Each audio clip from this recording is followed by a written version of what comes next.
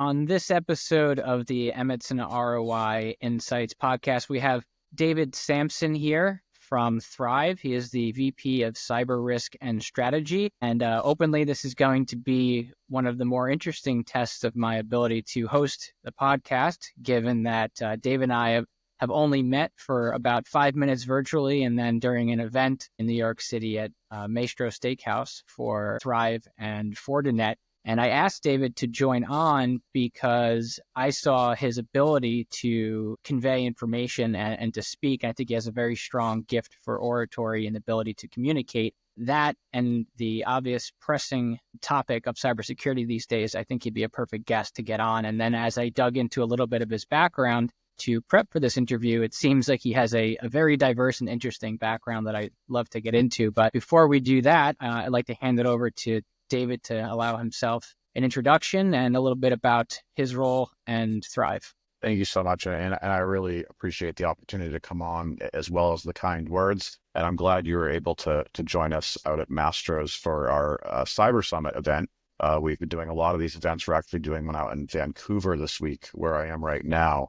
So my role at Thrive as VP of Cyber Risk and Strategy really is a couple core components. The primary one being running our consulting division. So we at Thrive, we are a full service managed service provider. We are a managed security service provider, MSSP, as well as a cloud services provider. So we provide managed cloud services, managed security services, and just traditional managed IT. So really everything from traditional managed IT to managed cloud and security, we do all of that. And my team as the consulting group, we sit outside of our service delivery as well as our sales organizations, and we help customers understand what current state looks like from a neutral and independent perspective. And we do cyber risk gap analysis, we do technology gap analysis, and say, this is what best practices look like. This is where you stand today, and this is what your approach needs to look like from a strategic perspective to best serve the needs of the organization, manage your cyber risk. What does the order of attack look like? What should you expect to spend in the marketplace from a budgetary perspective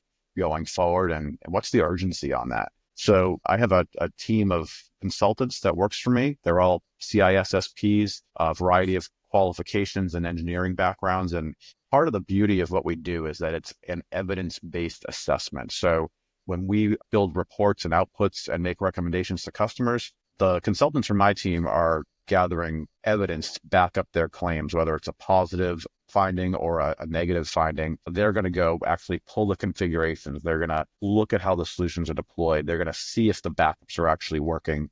And everything we represent back to the customer is supported by that evidence. So there's absolutely no question. It's not subject to interpretation, right? So we produce those reports for customers, and it helps them understand what current state looks like, especially for business leaders, non-technical business leaders. Very, very useful tools so that they can make sure their organization is getting the value of what they're investing in from a service provider perspective, or even just internal IT. There's a lot of reasons why folks engage in these types of assessments, and I'd be happy to go into that as well, of course, but it really is that third-party trusted verification. When you're consuming IT today or cyber security services or cloud, how do you know that you're getting what you're getting, whether it's being delivered by an external provider or internally? We're validating that and feeding that back to the customer so they can make the right business decisions. Outside of operating our consulting division at Thrive, and Thrive has been around for about 25 years now, based out of the Boston area. I'm out doing speaking events and other engagements like where we met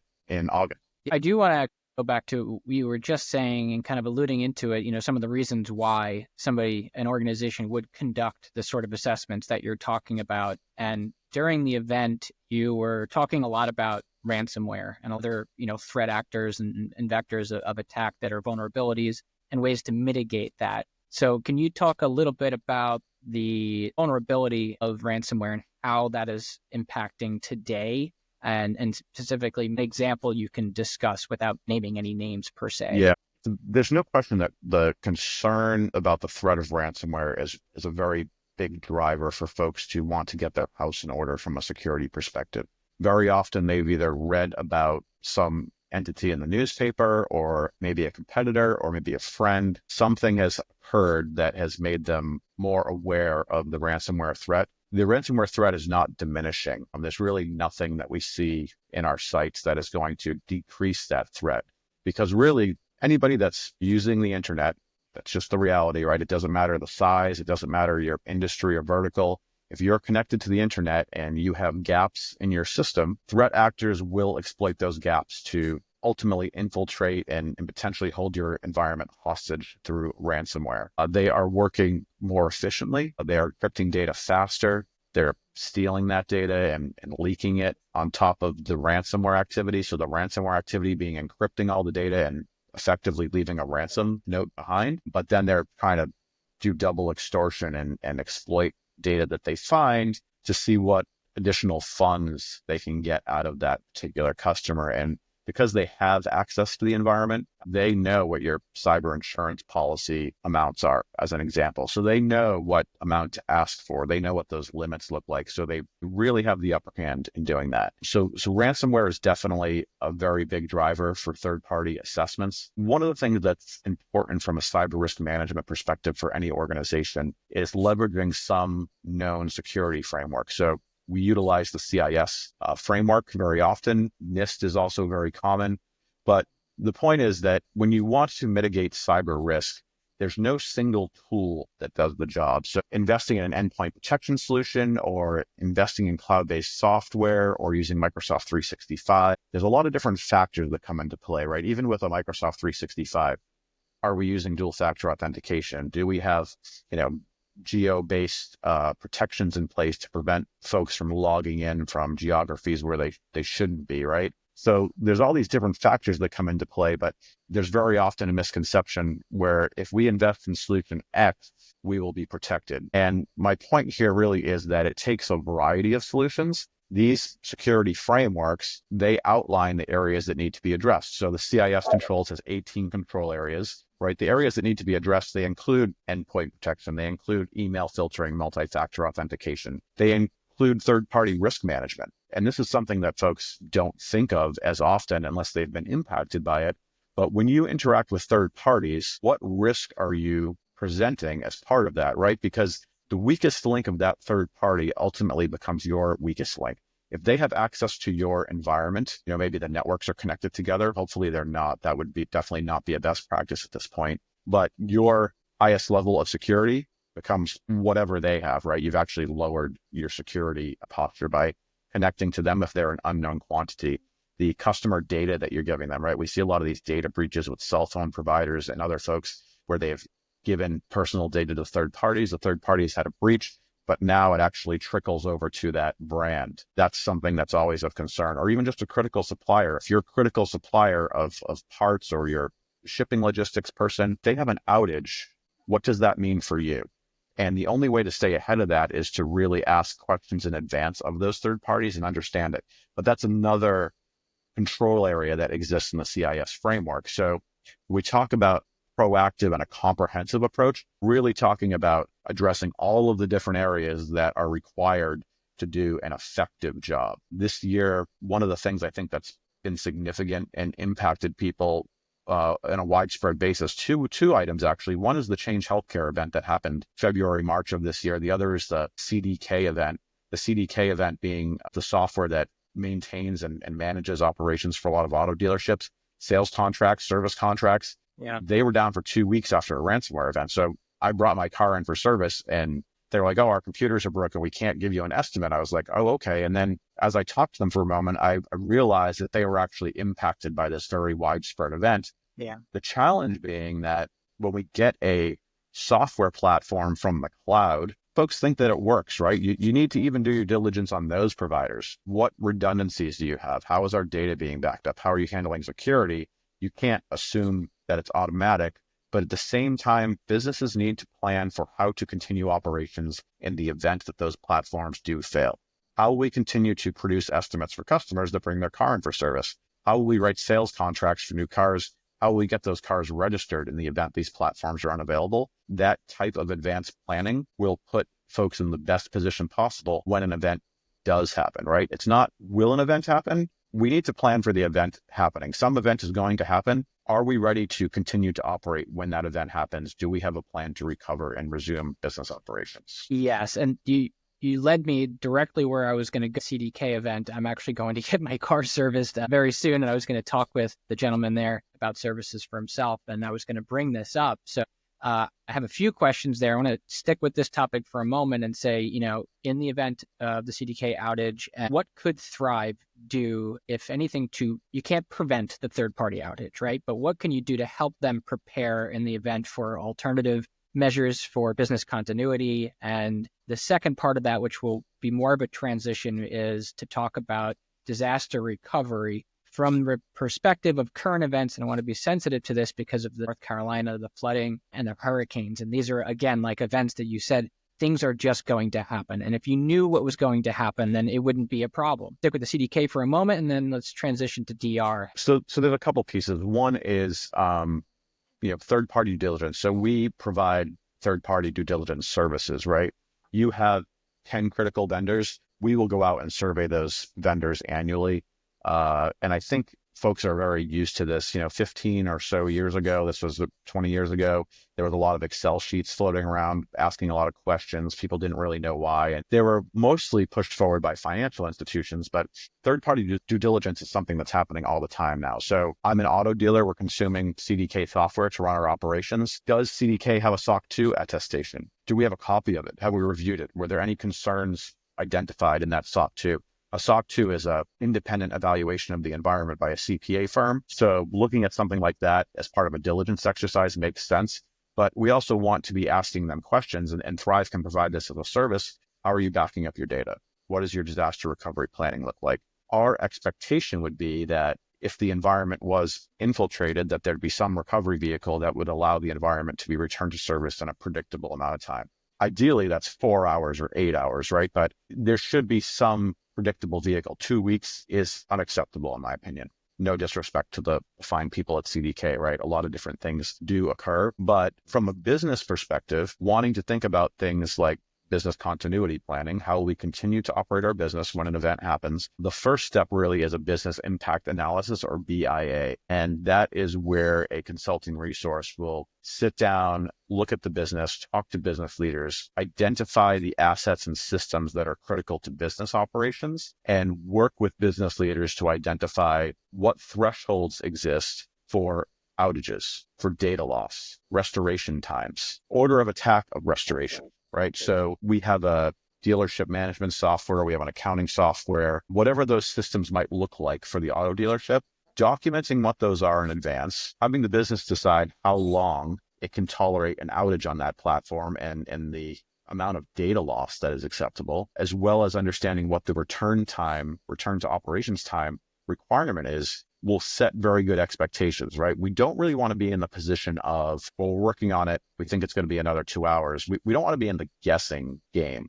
We want to be in the predictable game, because once we put this type of documentation together, that gives us the ability to go out and create a plan of how we will meet the requirements that are outlined in that documentation. And then once we have the plan, we can test it. Anything that we're doing, whether it's endpoint protection, system patching, disaster recovery, whatever it might be, if we're not testing it to make sure that it actually does what we think it's doing, and if there's no output from that test in the form of some type of evidence that we can review, it doesn't really count. So we want to get to these plans, and then we want to test them on a set interval. So like a disaster recovery plan, we want to test that really at least annually or maybe semi-annually. Is our disaster recovery platform that likely is costing us some reasonable amount of investment, is that doing what we think it will doing? Is it meeting the 4-hour requirement, if that's what that looks like, right?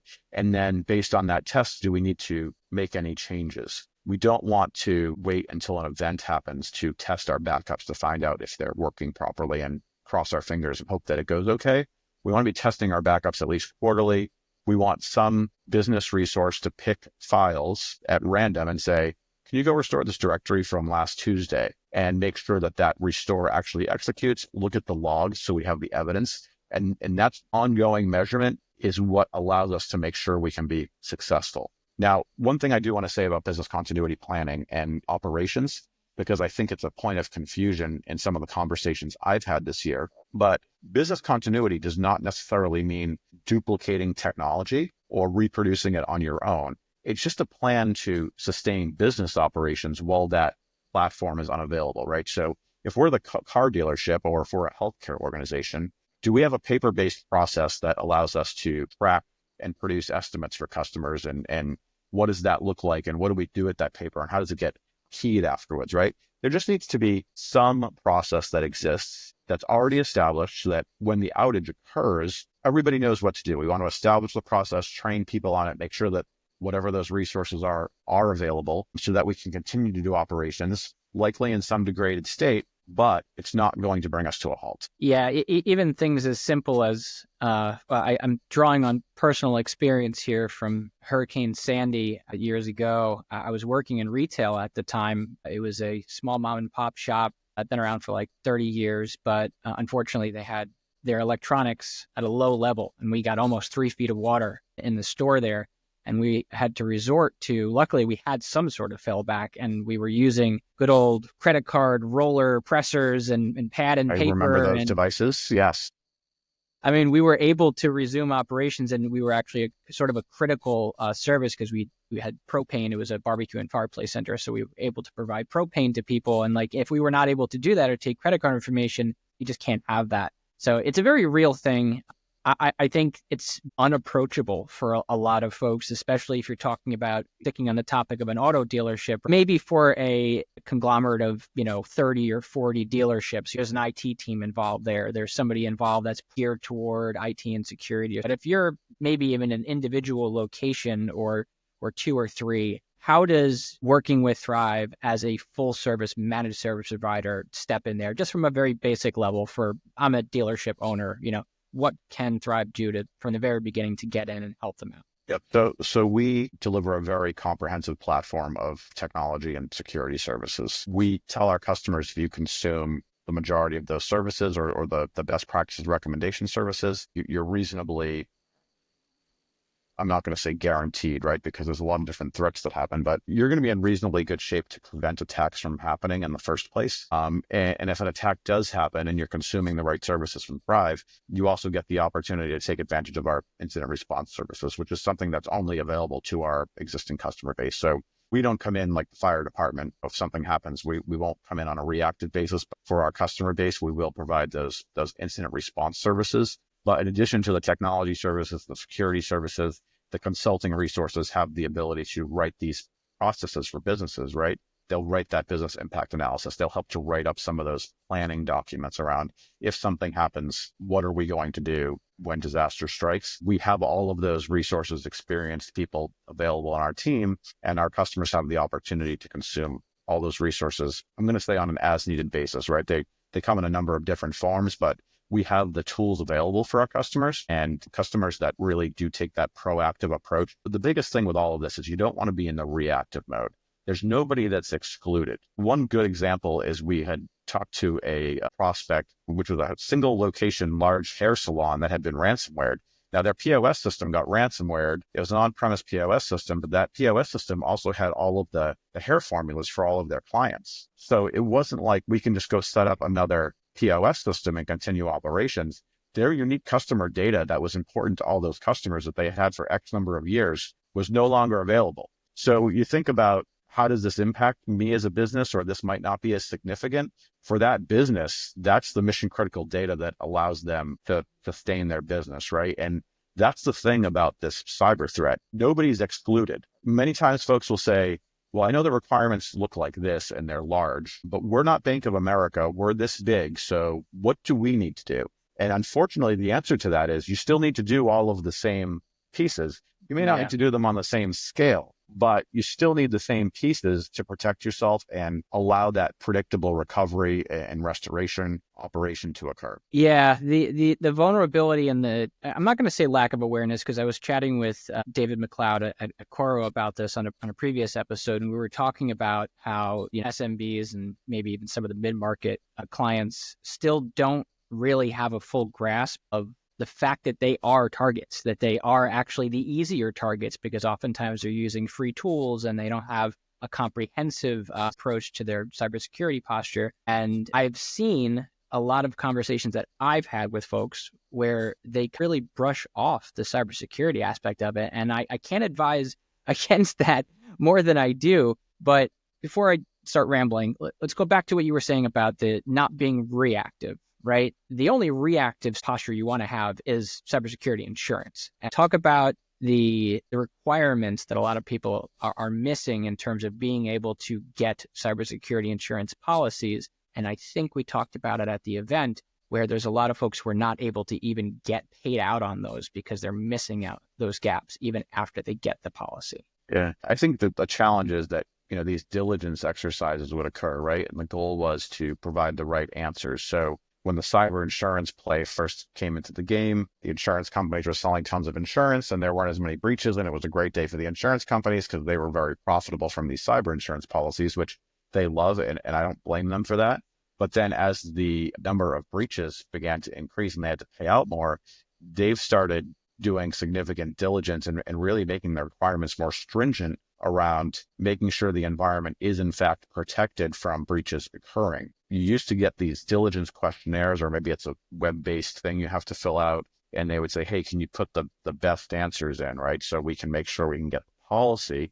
But the reality of what's happening today is that you can fill in whatever answers you want, but if evidence shows that those solutions did not exist or were never implemented, or that the information is fabricated, the insurance company is just going to back away. They're not going to provide you any support or pay out on those policies, and you haven't really accomplished anything. So what I consider to be the basics at this point around endpoint protection and Windows patching, monitoring, next generation firewalls, these are all questions that they're asking as part of their diligence exercises. And to get that cyber insurance policy, it's really required that you have those solutions and that they're implemented properly. Otherwise, the cyber insurance policy is not going to be useful to you. I think the other thing that's important to remember as well is when an incident happens, those insurance providers will provide a certain amount of support, forensics, etc.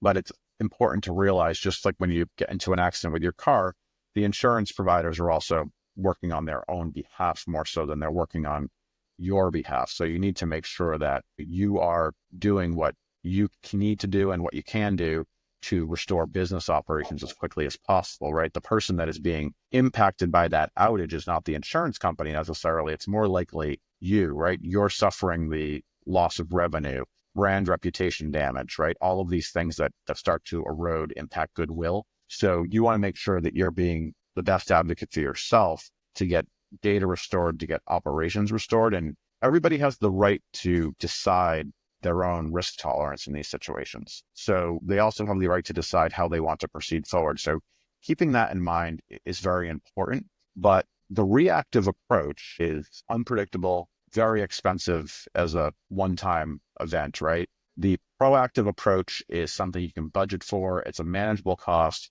You pay it over time. You don't have the same level of risk from a brand reputation perspective, a business operations perspective, et cetera. Data loss, right? Once we know there's all these data leakage issues that are occurring, right? We're almost immune to them or so conditioned to them now. It's like, oh, XYZ had a data leak today and everybody's social security numbers didn't leak. Just fades away. Like it's yeah. But 48 hours, it's just like, that's a daily event. Like we're kind of used to it, but it's still not a position we want to be in. One of the things that's happening is there's a lot of privacy law legislation that is happening at the individual state level in the US right now. So depending on whose data has been leaked and what jurisdiction they live in, there's different requirements for noticing them, how you need to compensate them for that data leak. And there's actually third parties now that are just providing that service. If you have a data leak, show us what data was leaked and we will do the noticing for you based on the laws that align with that particular jurisdiction, because this is such a moving target. Yeah, I mean, that's incredibly complex. I can't even imagine how somebody without the resources would be able to approach that. I'm sure you could spend days, even being an expert, and weeks trying to figure it out. It's probably not the sexiest of topics, right? But when you're in business, and this is what the law requires, that's what you have to do. As an entrepreneur myself, I find myself making decisions on resource allocation, not just from a time perspective, but also a cost perspective. I'm small time in the terms of I don't have lots of employees or infrastructure or assets to manage. I don't take in personal identifiable information. I'm not taking PCI, but there's enough risk in business to ignore the risks of cybersecurity. And that actually brings me to one of the questions I drew up after looking at your LinkedIn was the irony that it appears in your LinkedIn that you have an entrepreneur listed in your headline as a title, but then you're the VP of Cyber Risk and Strategy. And they seem to be very contrasting, opposing concepts, because a lot of people don't realize the etymology of the word entrepreneur is one who bears the risk. So here you are defending against risk, but also taking risk.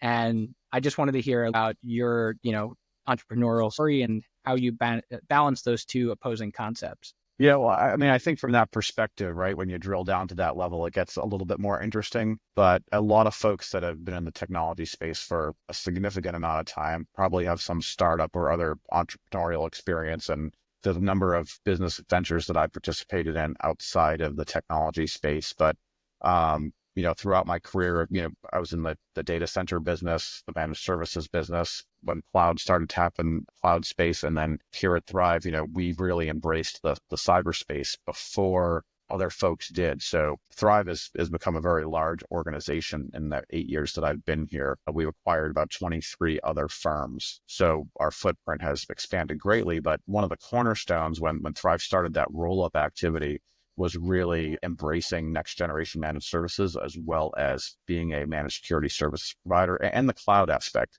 But all of that stuff really involves pioneering. Because we started a little bit earlier, I think we do a little bit better for a bunch of reasons, not only because we started earlier, it's also because of the investments, that the capital investments we've been able to make in technology and our platforms through the support of our financial sponsors over time. But, I think that risk management is really what is key in everything you do, right? You need to understand whether it's a startup opportunity or an asset acquisition. If you have the opportunity to invest in something, create something, build something, what does that look like from an investment perspective? And that's not just a financial investment, it's also a time investment. What does the market look like? But, what is the potential output of that? And what is the risk associated with realizing that output? Will that output be realized? Is it predictable? Which could be a very detailed discussion depending on the use case that we're referring to.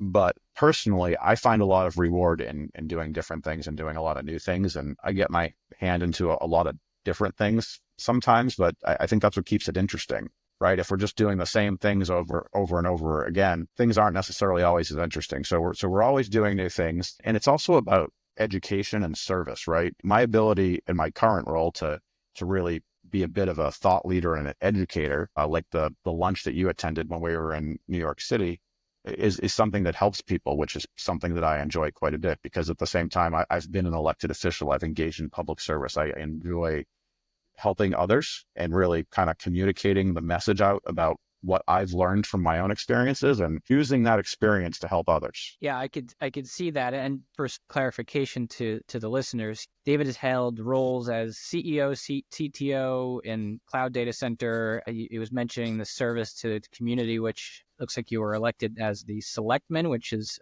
sort of a chairman. It's like a town councilor or a city councilor or an alderman, depending on. Selectman is a very New England term. Very regal term. I do live in a town called Sandwich, which is my hometown. I was going to leave that alone. I didn't want to. Well, since you went down the road, but the core of the word sandwich is a wick, which is a place of settlement of a group of people. And Sandwich is on Cape Cod next to the oceans. Sandwich is the settlement where there is sand. It has nothing to do with food, as it turns out. And I will tell you that we actually did a cyber summit in London a couple of years ago. We have a very big footprint of folks over there. And I was still in elected office at the time. And I let my term expire just because of it takes time and I'm on the road quite a bit. But I did have the opportunity to visit some folks over in Sandwich in Kent in the UK who had come over to visit us previously. And even though I was educated in the Sandwich Public Schools in Massachusetts, I learned that while I was in Sandwich in England a couple of years ago. So very interesting. That is very interesting. And another diverse set of responsibilities, because it appears that was more of a financially geared role in terms of, managing budgets and things like that as well. It's really, from a local government perspective, the select board really is the policy governing body of the town. So if you think about it like a corporation, they're the full-time day-to-day town manager. that really runs operations. And the selectmen in my town of Sandwich, it can vary by town, but it's a 5-member elected board. The town manager reports to the selectmen and meets, the selectmen will meet like every couple of weeks and make policy decisions and vote on them and provide direction to the town manager in accordance with a whole bunch of guidelines that are outlined in the town charter, which I know is not the sexiest topic as well. It actually is a very interesting topic, and anybody that wants to provide government service and truly see firsthand the results and outputs of their work, I would encourage you to get very involved in local government. Local governments need good volunteers to do good work, and there's a lot of good work to be done.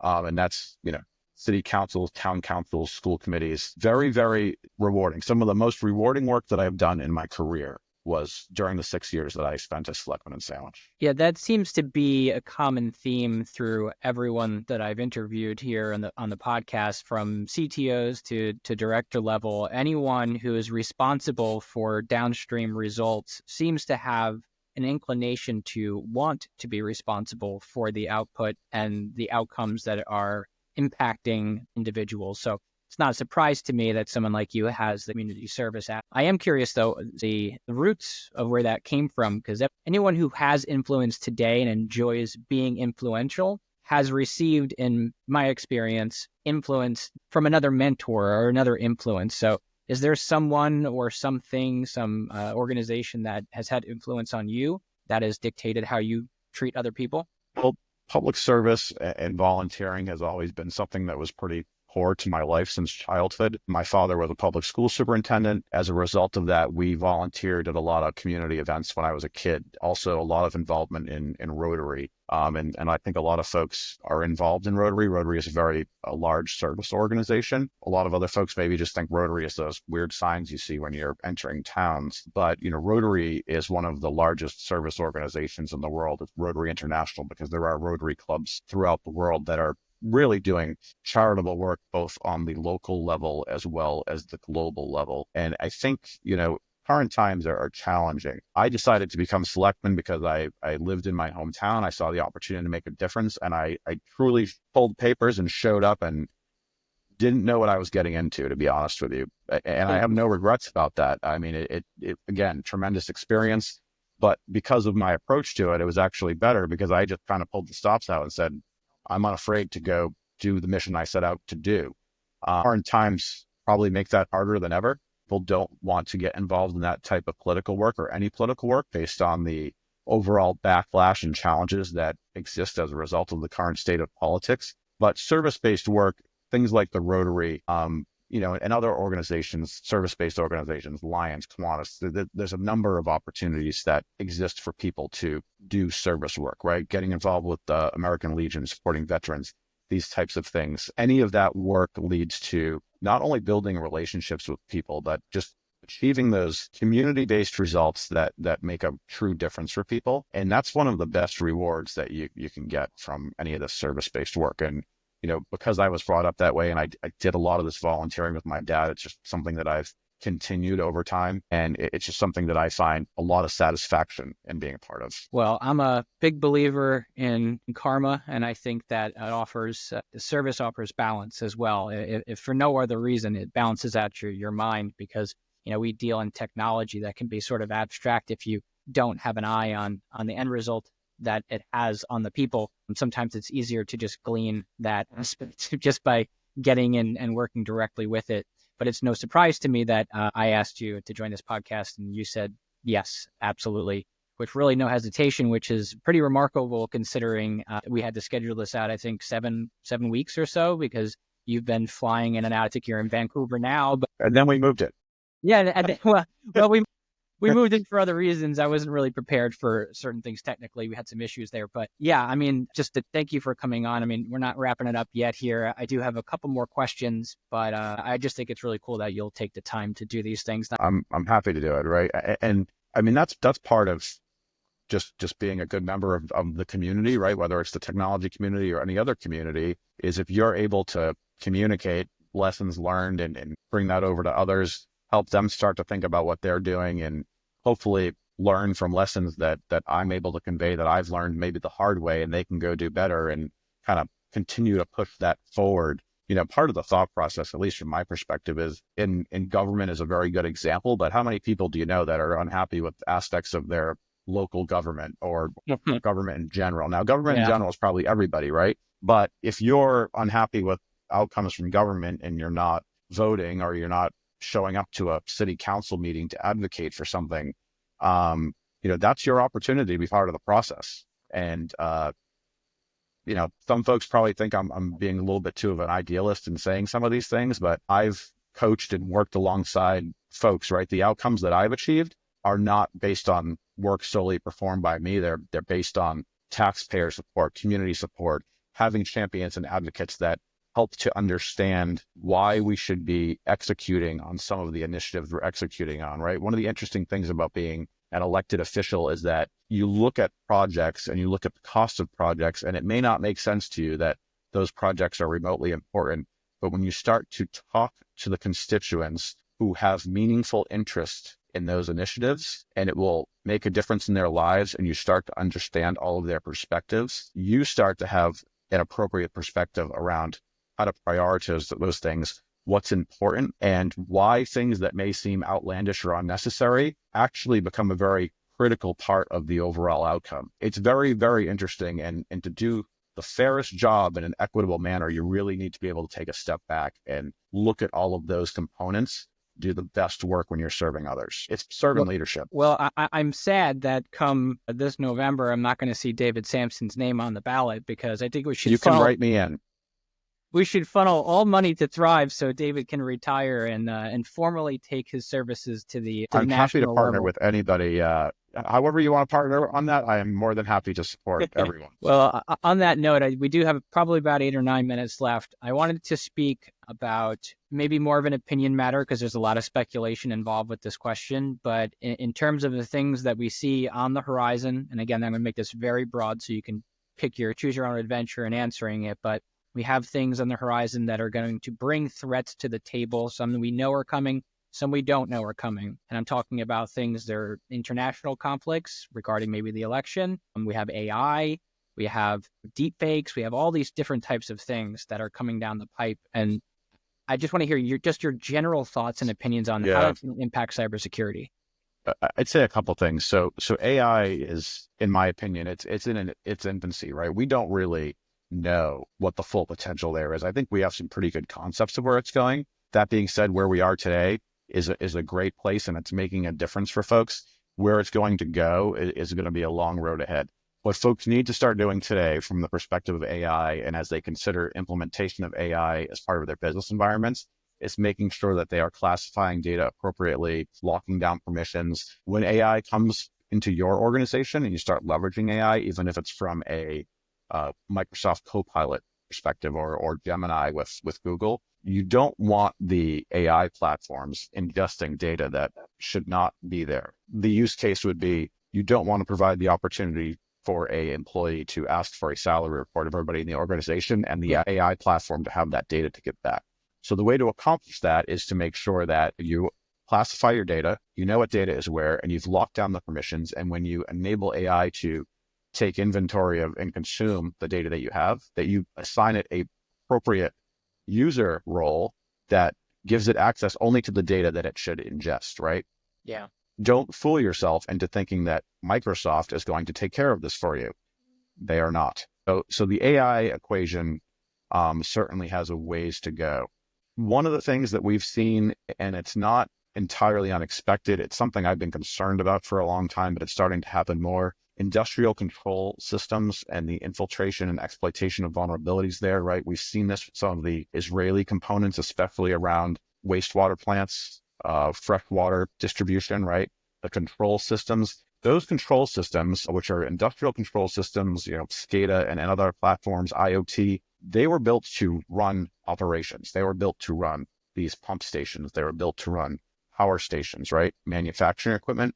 When that implementation occurred for those platforms, they were not doing it with a security first approach. Whatever you're doing today, take a security first approach, because going back, it's just not going to happen. Reality says no one's going back to address security afterwards. We need to address security first. We need to address it at implementation. So those systems have a lot of vulnerabilities. That's why we've seen some of these like small water systems in the middle of Pennsylvania that have had a cyber attack and their pumps have been shut down, or there was a wastewater facility in Florida that was taken over, right?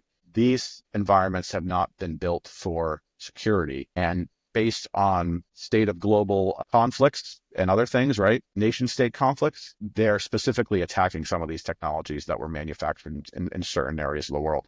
So really, if you don't know what current state looks like for you from a security perspective, be proactive and figure out what you need to do to find out and figure out what mitigating steps you can take to head that off before it becomes a problem for you. Because these nation states, especially nation states that are in conflict with the US, they are investing in hacking and infiltration of networks, They're right? already in, right? I think Right, China's right. already in a lot of our systems throughout There's all of all the sorts of there's all sorts of components here, right? But from a perspective, I think that we can easily relate to, ransomware is already smart enough to make decisions about how it should implement itself based on where it is deployed. So if it is deployed in a nation state that is friendly and a sponsor of hacking activities, it doesn't do anything. If it's deployed in the US or Canada or the UK, it goes to work and does what it's expected to do. So it's looking at the machine and saying, geez, where is this machine? What time zone is it set to? What language is it set to? How should I act based on those variables? So the threat is going to really just kind of continue to increase and the sophistication will continue to increase. I know there's a lot of speculation with the election coming up here in just under 3 weeks and how that's potentially impacted by AI and technology. And there's a lot of moving pieces there, right? It's not really a subject I'm going to delve into during this discussion.